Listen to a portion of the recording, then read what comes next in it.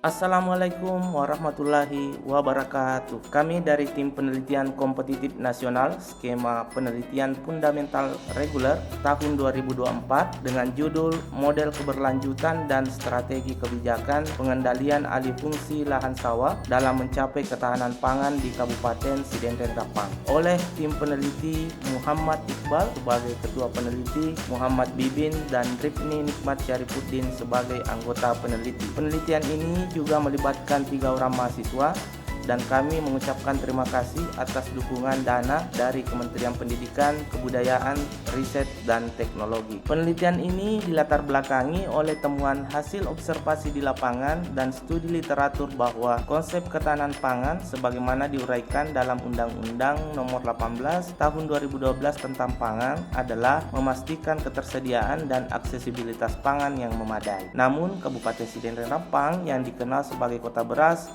mengalami penurunan produksi sebesar 30.557,78 ton dari tahun 2018 hingga 2021 dan penurunan luas panen sebesar 3.645,6 hektar. Di samping itu, jumlah penduduk yang meningkat dari tahun 2018-2020 sebesar 20.867 jiwa yang rentan akan peningkatan konsumsi beras. Oleh karena itu, penelitian ini mencoba merancang alternatif kebijakan pengendalian alih fungsi lahan sawah dengan menggunakan pendekatan sistem dinamik yang terintegrasi dari hasil analisis keberlanjutan, sehingga tercipta desain kebijakan dapat lebih terarah dan lebih efektif untuk meningkatkan keberlanjutan lahan sawah secara keseluruhan. Tujuan penelitian ini yang pertama, menganalisis status keberlanjutan lahan sawah di Kabupaten Sidendren Rapang. Yang kedua, mensimulasikan skenario pengendalian alih fungsi lahan sawah dengan model dinamik. Metode penelitian ini menggunakan analisis multidimensional scaling dengan aplikasi Rafti software yang mencakup variabel sosial, ekonomi, lingkungan, infrastruktur dan teknologi, serta hukum dan kelembagaan. Selanjutnya, hasil dari analisis ini diintegrasikan dengan model sistem dinamik yang dibagi menjadi 3 kategori submodel, yaitu sosial, ekonomi, dan lingkungan. Keunikan dari penelitian ini terletak pada pengembangan skenario sistem dinamik yang melibatkan integrasi dari driving factor hasil model keberlanjutan melalui analisis multidimensional scaling. Dengan menggabungkan pendekatan ini, penelitian ini diharapkan mampu memberikan informasi yang lebih mendalam berkaitan dengan dinamika alih fungsi lahan sawah serta implikasinya dalam jangka yang panjang. Berikut dokumentasi pelaksanaan penelitian dimulai dari penandatanganan kontrak penelitian, rapat persiapan penelitian, proses focus group discussion meliputi FGD dengan pihak akademisi, FGD dengan pihak kelompok tani, FGD dengan pihak pemerintah, FGD dengan pihak pelaku usaha. Selanjutnya, wawancara dan pengisian kuesioner,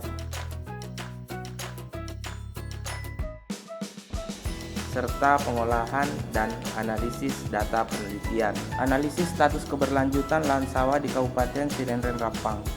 Dalam studi ini, indeks ancaman keberlanjutan lahan sawah bervariasi pada 5 dimensi dengan nilai indeks keseluruhan 49,78 yang mengindikasikan status kurang berkelanjutan. Status ini sebagian besar dipengaruhi oleh peringkat cukup berkelanjutan pada dimensi sosial sebesar 56,65, kurang berkelanjutan pada dimensi ekonomi sebesar 46,47, cukup berkelanjutan pada dimensi ekologi 52,02, kurang berkelanjutan pada dimensi infrastruktur dan teknologi sebesar 48,78, serta kurang berkelanjutan pada dimensi hukum dan kelembagaan sebesar 46,11. Skenario model disimulasikan menggunakan 5 faktor utama yang paling berpengaruh terhadap perilaku model dengan mengintervensi penyuluhan pertanian, bantuan pemerintah, pemanfaatan hasil produk samping padi, investasi industri dan pengolahan hasil, serta penegakan hukum. Hasil penelitian menunjukkan bahwa keberlanjutan lahan sawah berada pada kategori kurang berkelanjutan. Peran pemerintah dan peningkatan kapasitas petani melalui penyuluhan adalah strategi kebijakan efektif dalam pengendalian alih fungsi lahan sawah. Penelitian ini menghasilkan luaran wajib berupa artikel yang diterima pada jurnal bereputasi internasional. Di samping itu, luaran tambahan berupa buku dan sertifikat hak kekayaan intelektual.